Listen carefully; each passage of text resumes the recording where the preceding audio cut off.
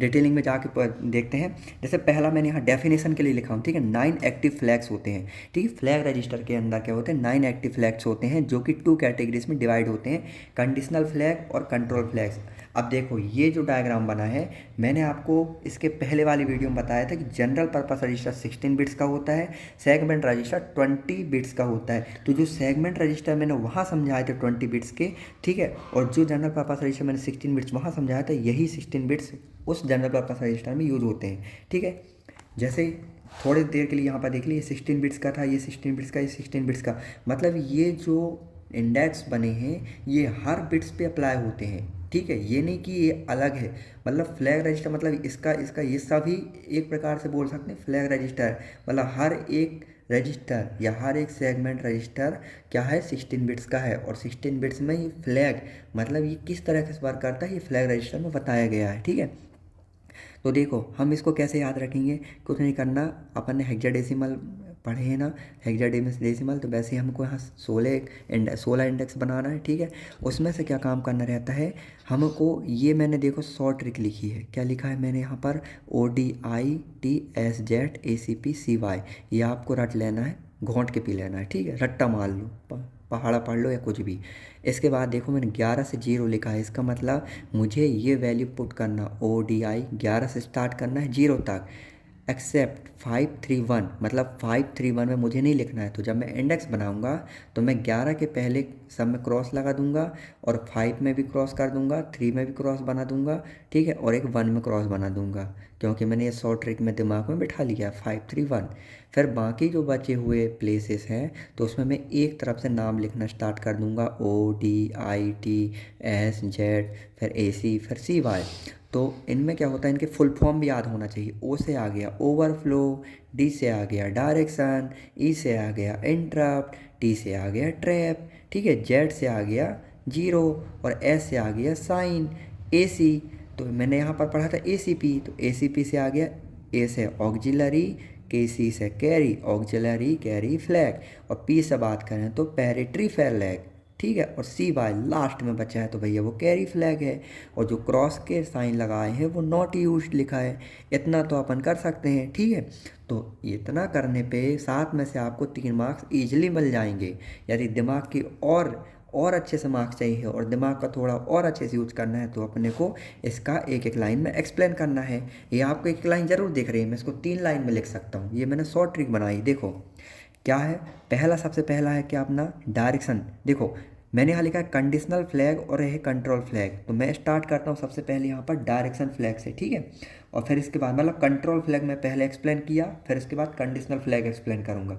तो control flag में सबसे पहले डायरेक्शन फ्लैग, तो मैंने यहाँ लिखा है स्ट्रिंग ऑपरेशन, मतलब it is used for a string operation. String जानते हो, कैरेक्टर को हम जब इंडेक्स के फॉर्म में लिखते हैं, जैसे मैंने लिखा अपना नाम लिखता हूँ यहाँ पर मैं, जैसे विवेक लिखा मैंने अपना नाम, तो ये स्ट्रिंग के फॉर्म में प्रोग्राम में जब हम जैसे इंटीजर की बात करें, इंटीजर 1 2 3 है, ठीक है, प्रोग्राम के C++ में आपने पढ़ा होगा, तो स्ट्रिंग होती है V, ये IE के, ये स्ट्रिंग में ही यूज होते हैं, मतलब ठीक है, समझ गए। तो ये स्ट्रिंग ऑपरेशन मतलब जब कैरेक्टर की बात करते हैं तो ये स्ट्रिंग कैरेक्टर को सिंपली हम बोले तो मैट्रिक्स या इंडेक्स या अपन लूप के फॉर्म में जब लिखते हैं ना, तो इसी को हम स्ट्रिंग ऑपरेशन कहते हैं, ठीक है। क्या होता है यदि ये DF सेट मतलब हो गया 1 और रिसेट मतलब हो गया 0, ये याद रखना, ठीक है। यहाँ पर मैं लिख देता हूँ, सेट मीन्स हो गया 1 और रिसेट मतलब हो गया 0। इसका मतलब जब DF मतलब इसकी वैल्यू 1 रहेगी तो इसका मतलब ये रहा कि स्ट्रिंग में जो बिट्स है वो हाई, देखो मैंने यहाँ शॉर्ट में क्या लिखा, HMA, मतलब हाई मेमोरी एड्रेस से लोअर मेमोरी एड्रेस में क्या होगा, मूव करेगा।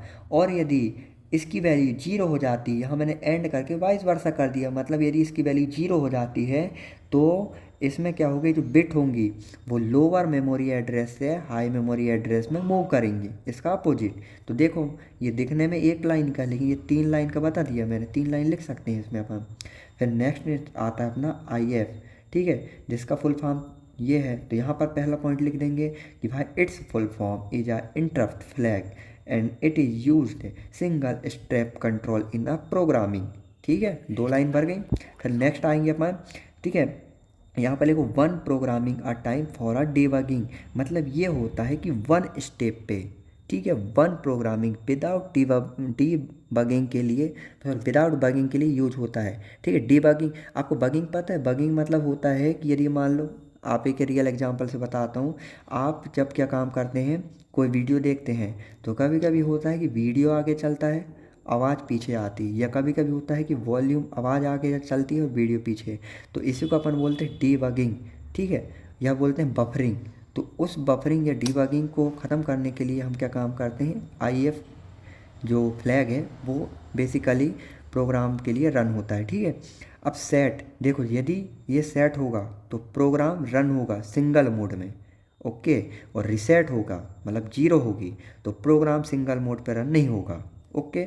फिर एसएफ की बात करें, मतलब ये सेट होगा तो result is negative. Result is negative मतलब क्या हुआ कि यदि मान लो मैंने कोई रिजल्ट या कोई टास्क इसको दिया था कि भाई चेक करो, एग्जाम्पल रियली एग्जाम्पल लेते हैं ना, चेक करो कि इसका ब्लड ग्रुप ओ है कि नहीं, ओ प्लस है, ठीक है, किसी पर्टिकुलर पर्सन का, तो ये क्या रिजल्ट देगा, मान लो ओ आया तो वन देगा, नहीं आया तो जीरो। और ये कब सेट होगा, जब इसका उल्टा, यहाँ कन्फ्यूजन बहुत क्रिएट होता है, यदि मेरा रिजल्ट अपोजिट आया तो ये सेट होगा वन, और मेरा रिजल्ट यदि रिजल्ट के अकॉर्डिंग पॉजिटिव आया तो इसका मतलब ये सेट हो जाएगा जीरो, ठीक है। ये उल्टा वर्क करता है, इसमें कन्फ्यूजन बहुत होता है, समझ गए, उल्टा काम करेगा, ठीक है। जैसे ये जेड एफ की बात करते हैं, ठीक है, तो यहाँ जेड एफ में इसका फुल फॉर्म मैंने क्या बताया था आपको, जीरो फ्लैग, ठीक है। तो इसमें लिखो, लिखा क्या है, सेट, यहाँ पर लिखा है ऑपरेशन और एएल, ठीक है, इसका फुल फॉर्म पता है ना, अर्थमेटिक एंड लॉजिक ऑपरेशन के लिए यूज करता है, ठीक है। ये कब सेट होगा वन पे, जब अर्थमेटिकल और लॉजिक ऑपरेशन की वैल्यू क्या आएगी, जीरो, तो ये सेट हो जाएगा वन पे। एल्स रिजल्ट रिसेट, मतलब ये है कि यदि इसकी वैल्यू वन आई तो ये क्या हो जाएगा, रिसेट हो जाएगा। आपको तो पता है अर्थमेटिक ऑपरेशन, लॉजिकल ऑपरेशन, मैंने पहले वीडियो में आपको एक्सप्लेन कर चुका है।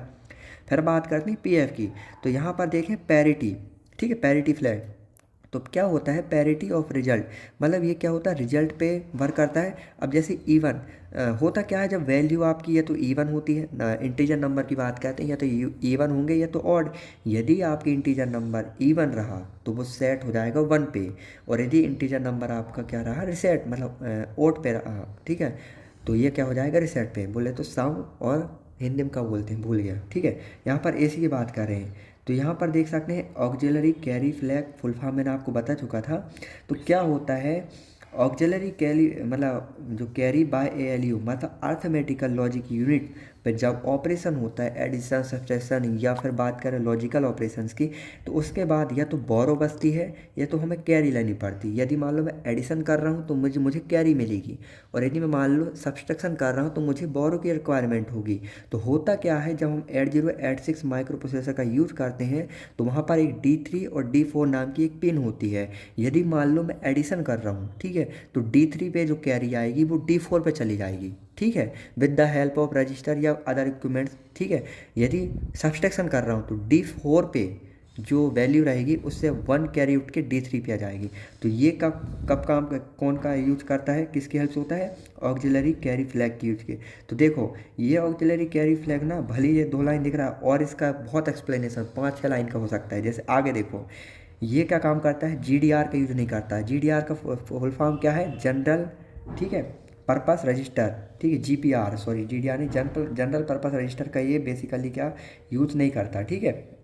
लेकिन ये किसका यूज़ करता है, बाइनरी टू बीसीडी कन्वर्जन, आपने शायद थर्ड सेम में पढ़ा होगा, ठीक है, बाइनरी टू बीसीडी कन्वर्जन, ठीक है, बाइनरी कोड डिवीजन, ठीक है, इनके कन्वर्जन होता है, ठीक है। ऑक्सिलरी कैरी फ्लैग इसका यूज करता है। और नेक्स्ट आता है, लास्ट अपना आता है CY। CY क्या काम करता है, मल्टीपल प्रोसेसिंग, मतलब एक टाइम पे मल्टीपल वर्क तो करता ही है, लेकिन अर्थमेटिक एंड ओवरफ्लो क्या होता है, अर्थमेटिक वर्क करता है लेकिन ओवरफ्लो कंडीशन के केस में भी ये काम करता है। अनसाइंड अर्थमेटिक क्या होता है, जैसे मैंने मान लो इनपुट, ये देखो यार हर इनपुट पढ़ा लिखा नहीं होता। मान लो किसी ने 0 1 अपने बोले थे कि भाई इंटीजर में वैल्यू पुट करनी है पासवर्ड में, लेकिन उसने डाल दिया ABCD, तो अनसाइंड हो गया, मतलब मैंने जो कंडीशन सेटिस्फाई की थी पहले से कि भाई 0 1 के फॉर्म में इंटीजर वैल्यू पुट होना चाहिए, लेकिन उसने पुट कर दिया भाई कुछ और दूसरी वैल्यू।